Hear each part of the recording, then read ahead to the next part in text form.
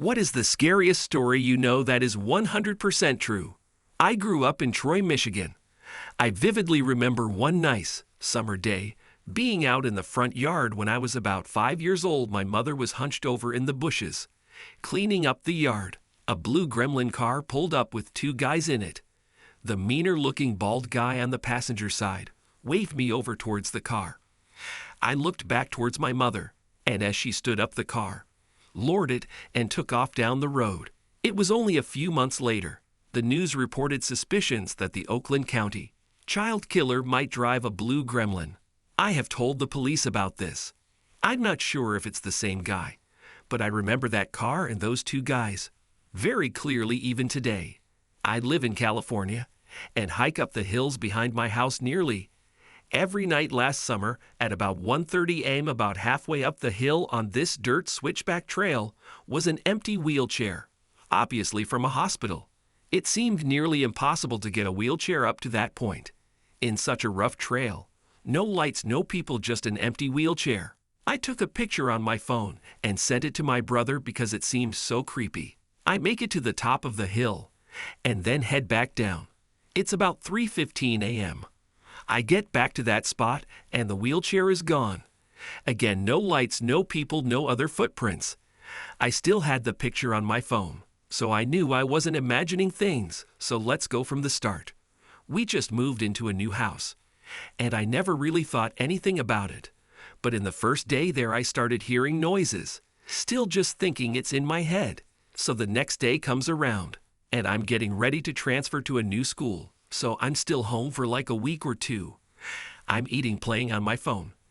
I think on Clash of Clans. I was just chilling and eating, you know. But then my battery went from 92% to 15%. After that happened, like 5 seconds later, I feel a scratch on the back of my neck, and I get terrified. Now I checked it out, and there were 3 claw marks on my neck. This is getting long, so to cut it short, we moved out fast when my mom got scared from sounds. No one knows about this except me and read it. So I found this out about a week ago. There's this kid at my school who's about 16, who along with his older brother and father were the first people on scene at this horrific truck crash.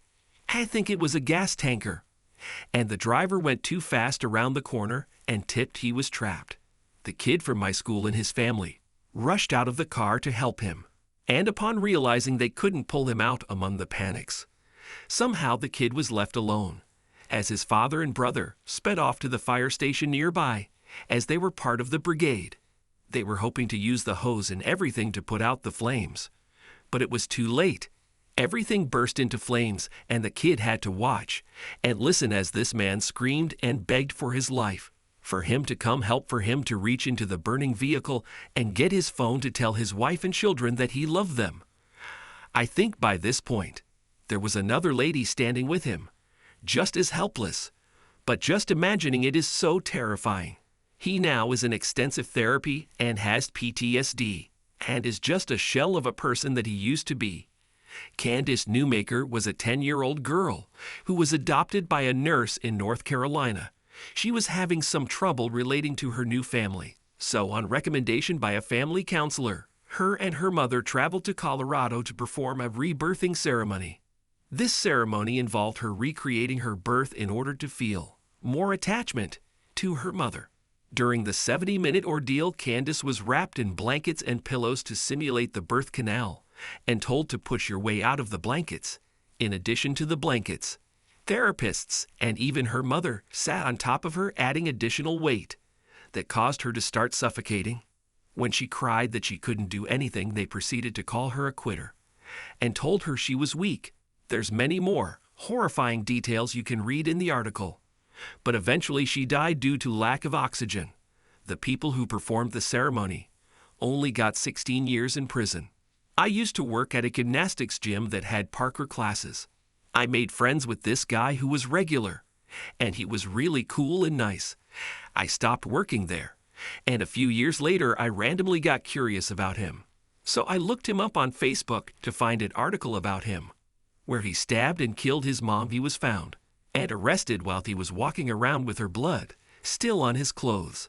Apparently, it was a random psychotic episode from undiagnosed and untreated bipolar disorder, and something was telling him he needed to kill her to save her. His dad has been incredibly supportive of him.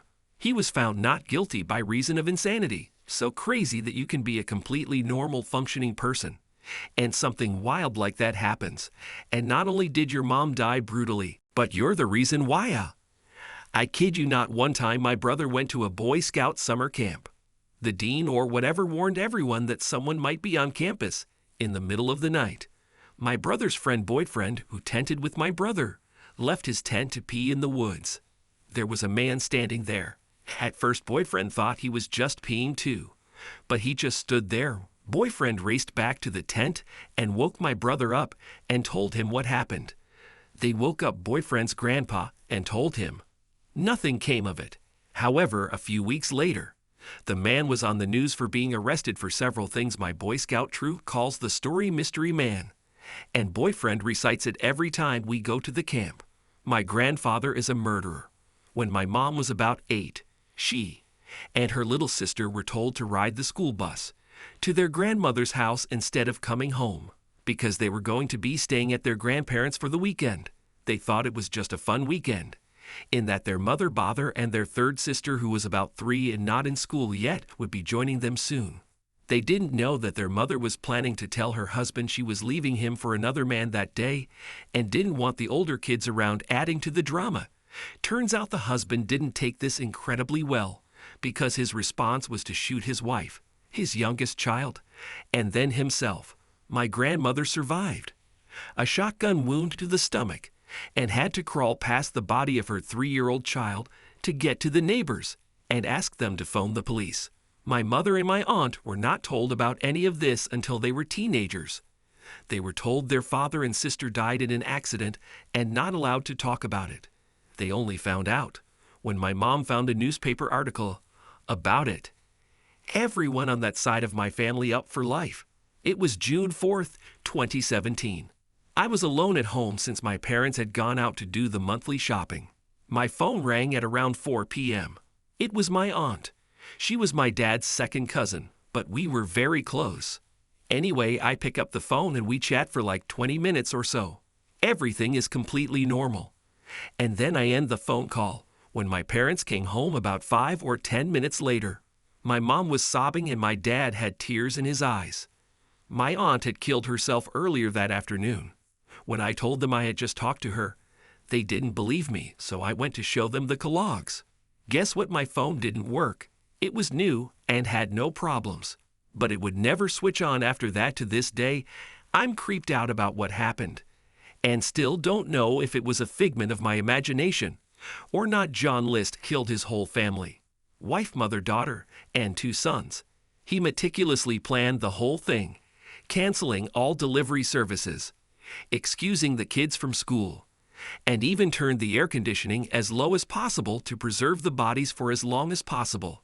After he killed them, he placed the bodies in sleeping bags and lined them up. He then wrote a letter to his pastor explaining why he had killed them.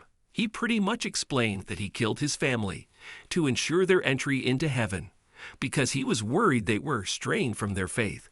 So in a way he thought he was saving their souls. He then leaves, isn't heard from again. 18 years later, he's remarried and doing the same job as before. But this time he doesn't have any children. He's finally arrested after a tip was given to the FBI. Crazy thing is that because he planned it so well, the bodies weren't discovered until a month after the murders. So he had a huge head start and essentially started a new life in the same career and was heavily involved in the new church down in Virginia. Took 18 years to capture him. Killers like that are the scariest. He thought he had a noble reason, but in reality he was crazy. In my town in the early 90s, there was a notorious killer that had all of BC, Canada, on watch. My wife's mother, years and years before I knew them, had been home alone, while her husband was in England doing tree surgeon work, arborist. She was in her laundry room when a man walked up from her basement, completely scaring her. She freaked out and said, "What the hell are you doing here?" He said he was friends with her husband and was just coming to see if he was here. Apparently he told him he could just walk in, which she knew his bullshit. She was smart enough to tell him that he was just at the store and would be back. Any minute, he said he would wait outside for him. As soon as he left, she called the police, but he was long gone by that time. 2 weeks later, the killer was caught, his mugshot put on TV, and it was the guy in her house, an acquaintance of mine, sent his son to triathlon camp in Texas. A week later, his son came back from camp. The next day, the son was complaining of a headache. 4 days later, he was dead. Healthy, happy, fit 12-year-old 1 week, dead the next. Turns out the lake had Naegleria fowleri, the brain-eating amoeba. Nothing scares me as irrationally as being dead and waiting for your body to catch on. Naegleria is terrifying to me. You can just get it from getting water up your nose in a lake, or there have been people who got it from using a neti pot. My dad and some friends got drunk and went for a drive on some back roads and were going as fast as the truck would go as teenagers. My dad was slightly less drunk than the others and eventually demanded they let him get out. They pulled over and he and one other girl got out. He and the girl started walking to town while the other 3 sped off in the opposite direction. Well, less than a mile up the road from where they got out is an extremely sharp turn which they missed and hit a tree going pretty close to triple digits miles per hour. 2 of them died on impact, and the only reason the third survived is because they crashed in front of a house that 2 doctors lived in. The survivor was paralyzed and lost his leg and part of his arm and was in the hospital for 8 months before dying. This was in the 60s, so medical care wasn't what it is today. When I first got my permit, my dad took me to that corner to explain the importance of safe driving. It gave me goosebumps about how close he was to being in the truck. He said that the dad of the driver got what remained of the truck to be hung in the center of town for months afterwards, to be a warning to all tough to pick just one, because there is true evil in humanity out there. Stuff like the blood eagle ritual is pretty awful.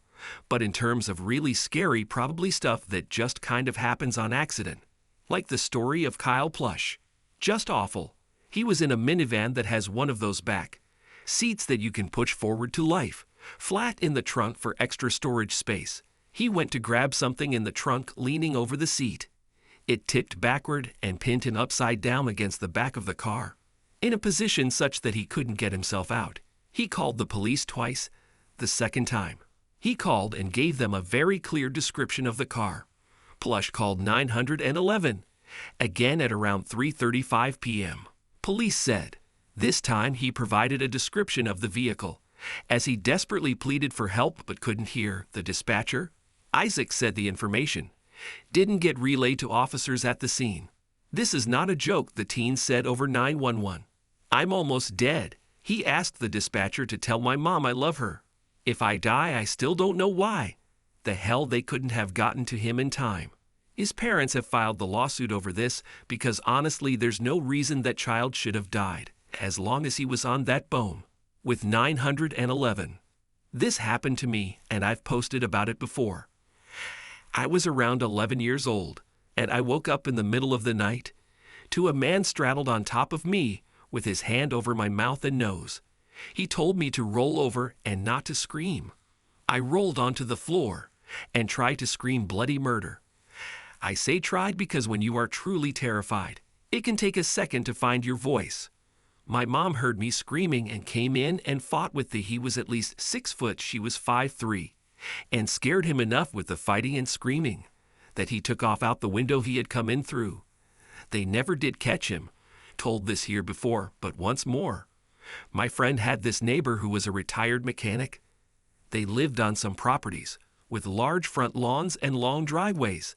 His neighbor had a couple derelict cars parked up near his garage that he took parts from. Occasionally this neighbor of his start hearing noises while sitting in his living room, coming from his front yard. Every time he'd go to the window, there would be nothing there. He assumed it was a raccoon or a coyote or whatever. He kept hearing the noise. So he'd go out to look around, but would find nothing. He'd put out traps and occasionally catch something. Yet the noise persisted. Soon he started claiming that he was hearing voices coming from the front yard, like whispering. He'd go outside and look around the perimeter of his property, but would find nothing. It was persistent, so he started calling the cops. Every time the cops came and looked around, they would find nothing, so they told him he needed to stop calling them for this, and perhaps get a security camera or something. So this guy thought he was losing his mind. One summer evening he couldn't sleep, so he went to the back patio to smoke a cigarette. Suddenly, he heard voices coming from the front of his house. He put his cigarette out and snuck around the front and got there just in time to see the doors to his derelict conversion van silently shut. He ran back to the backyard and went in the sight of his home, called the police to tell them what he had seen.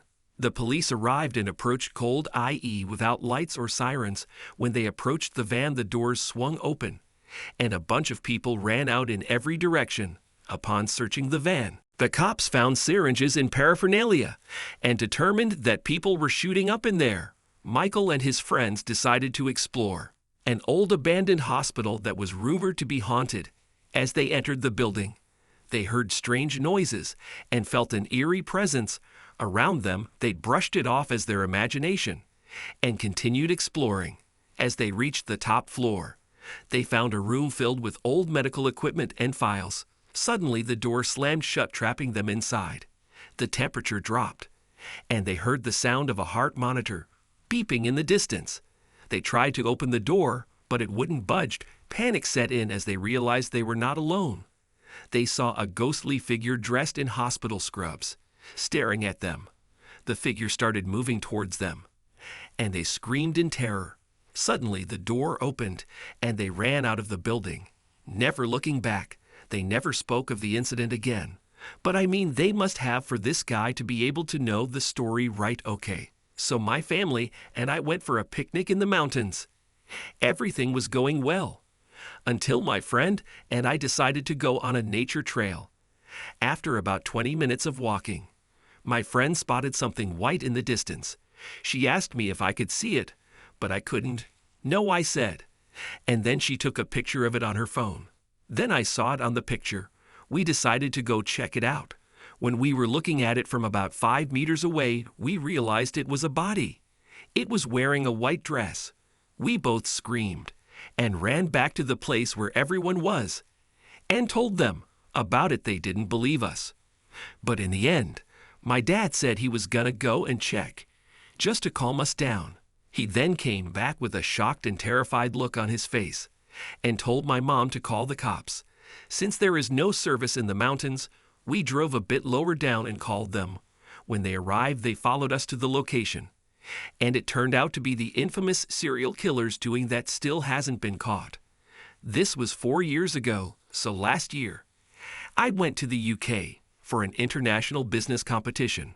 Master, where we stayed at Undle University, located on the outer areas of Peterborough. So it was freezing for me since I am a South American guy. And me and my friend went to buy ice cream. Yeah, ice cream while it's like -0 degrees Celsius. And so we were walking back to the apartment, and from a dark alleyway, we started to hear us screaming help. Help 2 times very loud, and then again, help, help. We look at each other and started to run, and a dark figure started following us. As we turned the corner for the apartment, the figure stopped and turned back for some idiotic reason. I went back to see if it was actually a person, but as I pointed my phone's flashlight at it, it disappeared, and not even shitting you, the fucking bells of the cemetery struck 6 times. It was 11:30.